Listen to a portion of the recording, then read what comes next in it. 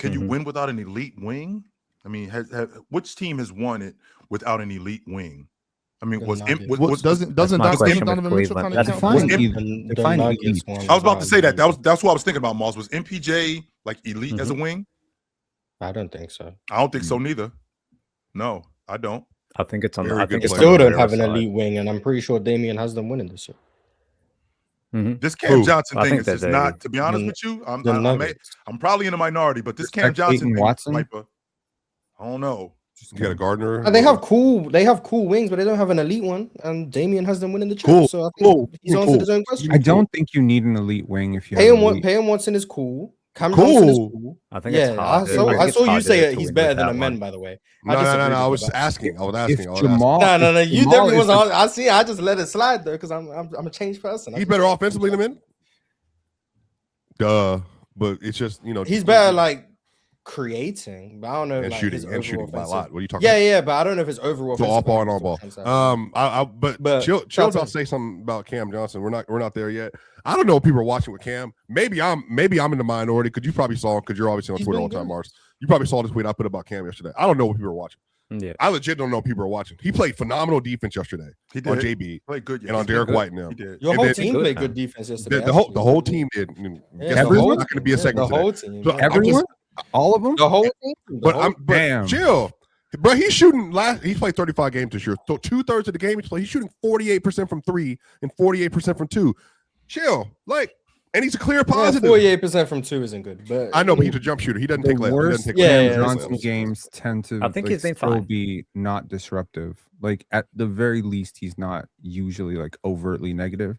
There are those players like Jonathan Kuminga, Ben Mathurin, where it's like it could go really good or really bad. I feel like I have a very safe floor with Cam Johnson games. Yeah, I don't know what people are. He's legit been one of the and the numbers also back this out. Well, MPJ's averaging 25. He's been a very good. He is, and real talk. This is why sometimes I wish people would just watch the games. He ran so many dribble handoff / pick and rolls yesterday because they built a specific set for him to use his skill set. He actually runs it quite a lot. The issue is that what they do is a double handoff where Jamal gets a double handoff off of Jokic or Val, and then he scrambles down. They do another handoff at Cam, and it's a 3-read system. It's a hit, it's a drive, pull up, shoot, or it's a pass out to the corner. They built that for him. I think Cam has been tremendous for most of the year. The first 10 games were the issue. He was absolutely in a place where I think he was trying to find his identity. But you're not going to tell me that a clear positive defensive wing who literally there's nobody taking advantage of Cam. If you say Luka's massive. Like he doesn't have the body for Luka. But for every guard he's seen this year, he's been very good. He switches well. He gets down on the post and he played defenses there well. Yeah. He's smart. He doesn't make a lot of mistakes. He hit his shots. Bro, no, real talk. This is what I'm saying. I thought you didn't like DHOs. I thought DHOs. No, I do. Of course. I mean, they're good. They're useful. You just can't make that your primary offense. I think Cam. You guys did in 23. That's a lot of the action that you were running with DHOs with Jokic and Murray. Yeah. I mean, they run DHOs. No, they do run DHOs, but that's just it's easy to get an elite shooter like the ball with like an elite screener if you run a DHO. Like that's just a right, whatever. Sure. But I just like I said, man, I think legitimately Cam is like, no, real talk. You just don't. I hear what you're saying. They run this with or without Murray in the lineup. They always run it. They start the game off with this set. Damn near every game when Cam's been available. I think the issue is that he doesn't get the opportunity to do what he did in Brooklyn because they don't need him to do that. What exactly is it, Swiper? So we're already 2/3 through the season. Yep. Cam Johnson, what exactly is his role with this group in your estimation? Yeah, he doesn't take a lot of shots. He's averaging 9 shots a game this year, 9.5 shots a game. That's just not his role. Like, he's not there to take a bunch of shots. There's Murray to do that. There's Jokic to do that. Then there's Peyton Watson when he was going crazy, but obviously Cam was out for a lot of that stuff. His job is to be a low mistake player, to hit shots off the ball. This year, as a spot-up shooter, 1.20 points per possession, which is very good. In transition this year, 1.25 points per possession, which is very good this year. If you look at him playing off of cuts, he's done that very well. So, like, he has a very specific skill set they're asking him to run, and he needs to be able to move off the ball better than most other players in the league. And then defensively chill, the difference between Michael Porter Jr. and Cam Johnson, this is the biggest difference. When you attack the Nuggets, they no longer have a wing. Like Mars remembers when they played versus James Harden in the playoffs, James is constantly calling Porter into the action.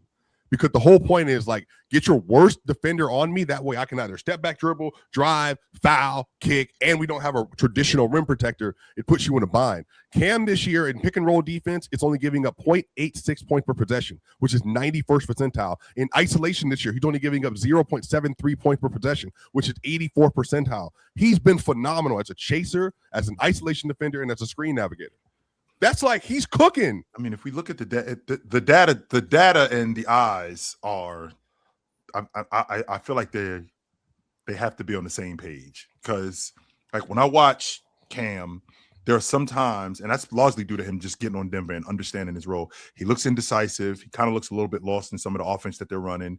I've seen him not be in rhythm in terms of shooting, not being ready to shoot the basketball because he's not really sure exactly what it is he's supposed to be doing, not just in that specific play, but just overall. Because when I go from being on a bad team in Brooklyn where I'm shooting the majority of the shots to getting with a group like what Denver has, and I'm going to get a limited amount of shots, but I'm going to get good shots, though. It's not like when I'm getting in Brooklyn, I'm going to get good shots, and I have to be prepared to shoot.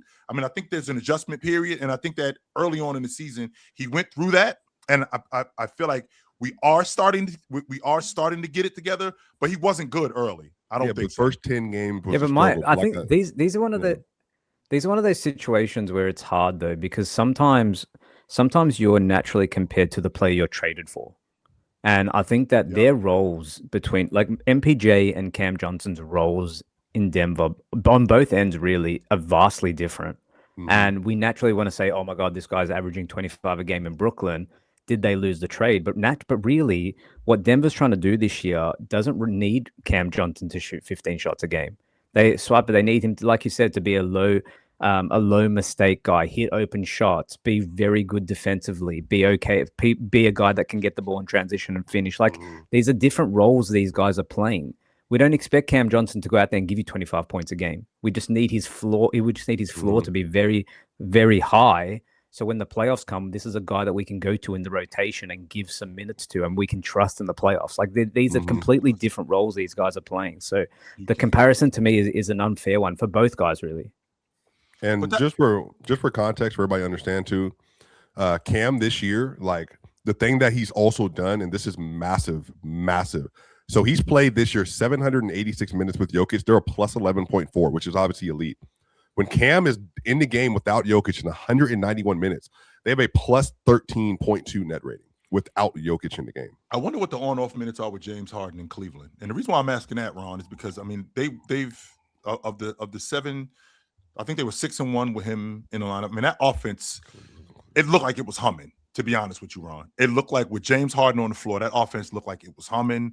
Those guys looked like they just were more confident in getting better looks. Not just better looks, but also in terms of transition, they look like they were finishing better. I wonder what Cleveland's offense looked like. They're right early, now, though. It's too early. Like, there's no scouting report on this. Like, 126 miles. Is that 126.4. It's 200 minutes. So their defense is trash though so far. So like, forget the small sample size thing. Like, it's just no. It is too early, man. It's too early to be judging teams that don't have, like, we haven't seen James Harden plus this combination of players, and neither has anybody else. So there's really no way to know what they're going to do. I don't even think they know what they're going to do right now. So it's all random.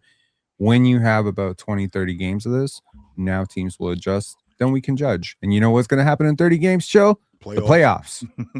You know what I've realized about the chat? Like, they haven't actually spent enough time watching basketball, that they're so embedded in narratives, because what happens is that, like, when you actually can defeat people's idiocisms with, like, actual information and actual, like, watching the basketball game, you can talk through this stuff. And for some reason, when it comes to these players in particular, the narratives have superseded reality. And I think if you pay attention to, like, a lot of players in the league, there are a lot of really, really, really good high leverage role players. It's the panel. Religion get built on cam. Where the check throw smoke and the hoes go ham. You ain't never seen hoop talk hit the raw. Every take got weight, every night we drop. This that barbershop. Courtside, worldwide tone. Welcome to the only show that really feel like numbers jumping like the score.